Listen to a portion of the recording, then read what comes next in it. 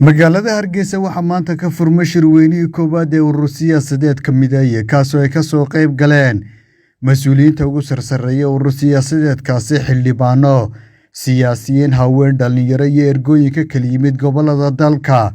waxaana ugu horreyn halkaasi ka hadlay xildhibaano ka tirsan golaha wakiilada siyaasiyiin haween dhalinyaro iyo mas'uuliyiin ka tirsan urur siyaasadeedkaasi oo dhammaantoodba ka warramay ahmiyadda shirweynaha koowaad ee ururkaasi maanta waa maalin weyn oo aad qiimo inoogu leh waxaynu furaynaa shirweynaheennii koowaad insha Allah waxaynu rajaynaynaa inagoo u dabaaldegaynaa inagoo oo guulaysanay oo ururka gudubnay oo xusbi siyaasadeed u gudubnay inaynu halkan ku tamaashaadno insha Allah sidii Ilaahay laga rajaynayay aad iyo aad baan ugu mahadnaqaynaa madaxda ururka oo runtii ah rag aynu ognahay kartidooda iyo aqoontooda waxaa loo baahan yahay waqtigan maanta aynu ku jirno in la helo dhiig cusub dalkeenna Somaliland wuxuu jiraa 30 sano intaanu la soo noqonnay madax bannaanideenna 30 sano waynu ognahay waxa inoo qabsoomay iyo waxa qabyo inaga noqday waxaan aaminsanahay wax badanna waa qabsoomeen wax badanna waa qabyo siyaasiyiintii 30 sano in hor joogay maanta waxaynu u baahannahay in la helo dhiig cusub oo la bedelo anaga waxaan lagu yiraahdaa suuq waa xaraan laakiin halkii xaraan ma ahayn dalka ay xoreeyeen waligoodna xaraan noqon maayaan marka waxaan leeyahay maxay ahaydeen dadka maanta halkan isugu yimid ee sharafta iyo karaamada iyo ciisiga leh ee gartay inay isbedel iyo horumar u bilaabaan qarankan anagu mar walba garabkiinaan taaganahay haddaa ogtihiin 19 ilaa 19 waxaa la soo maray haddaa ogtihiin qolo mudaharaad dhigta waa wax lala yaabo weyn war beeshan labadaa la seexan jiray ee dadka la seexan jiray aroosyada maalintii baa la dhigi jiray SNM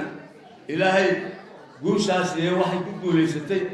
inay diinta horeyso suuratul nisaa baan xoreenay oo afweyne ku gafay oo meel xun la baray diintii way loo xorowday maanta wixii doonaa lagu hadlayaa culimadu waa kala tagayeen xabar wati lagu laayay ma hadli kareey maanta tafsiirkii ma sha Allah halbay jira annagu meel fiican dawladanahay ayaanu keenay waxa la doonayaa mideeyo kale isbaan oo kale ila doonataan oo halka ka sii qaado ka tusaaleynaya oo ka sheegaya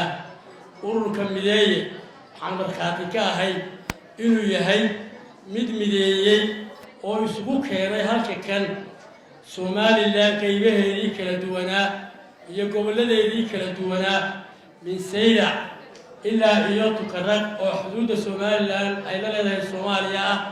ilaa iyo Ceelaayo isugu keenay ayaan ka markaati kacaya waxaan leeyahay dhammaanteen soo mideeyay manihin mideeyaynu nahay annagu salaadiin badan baanu kaga nimid dawlad deegaanka Itoobiya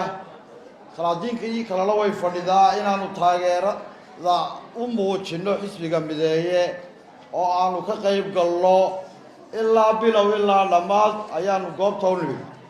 waxaananu dadweynaha u sheegaynaa inaanu barbar taaganahay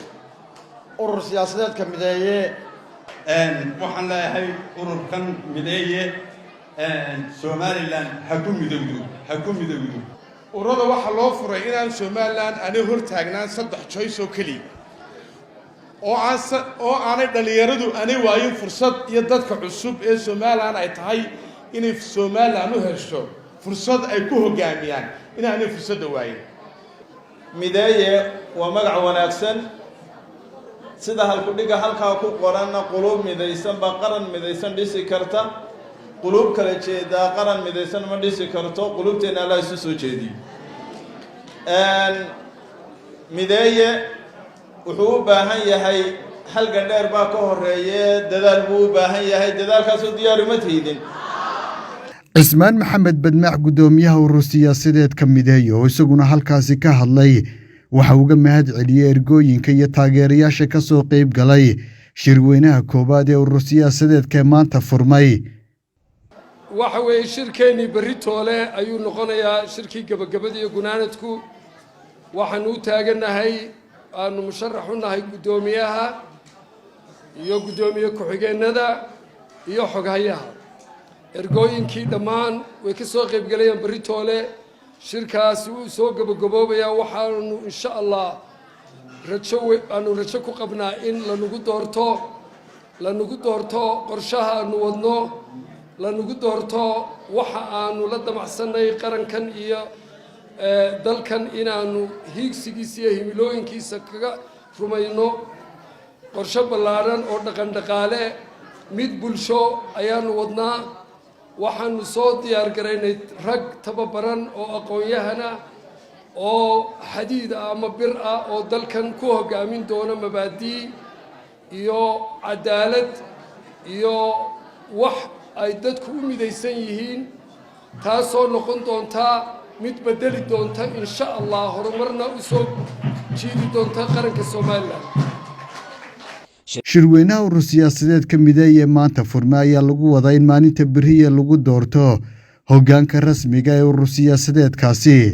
Cabdiraxmaan Abdullaahi Fantastic, Ariel TV, Hargeysa.